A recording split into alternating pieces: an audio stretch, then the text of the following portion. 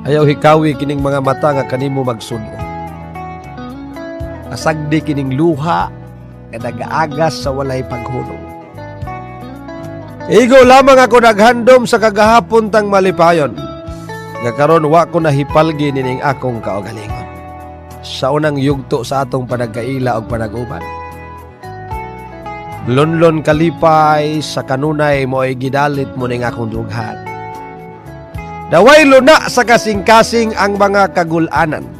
Bisan sa mga pagsuway pagmaya gihapon ang mapasumbing ning galamahan.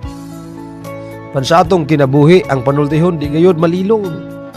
Madunay kalipay, doon say kasakit pag-abot sa panahon. Mudangat gayud kini bisag dili kini nato panganduyon. Suwa madugay kini intawon ako gayong naangkon. Ang kanhing kalipay ning dughan karon sa kaguol na lubsan.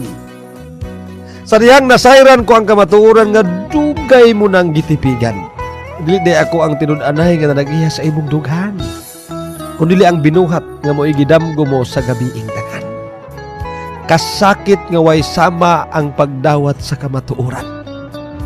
Kamatuoran nga mo'y magtugyan kanimo sa hingpit nga kagawasan. Kagawasan nga maghatod kanako ngadto sa dakong kapildihan. Kaya nga akong kapildihan mo man di ay ang gipangandoy mong kadaungan. At paghigugma ko kanimo mo'y dako kong kasaypanan.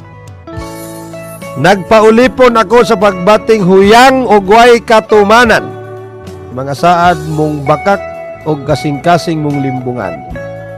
Ang hilom nga mikaot o mibitad sawa ko gipangandoy nga lubnganan.